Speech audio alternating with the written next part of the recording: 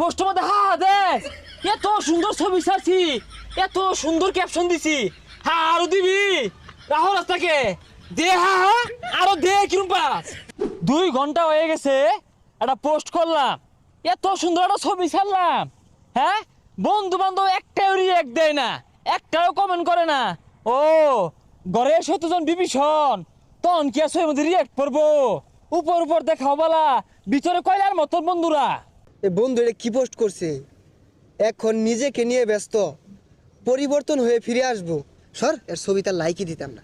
মাই সেগুলোর মধ্যে ঠিকই লাইক কমেন্ট করে। হ্যাঁ এই যাটা বই রয়েছে, এই আমার আইডি ঢুক দিই।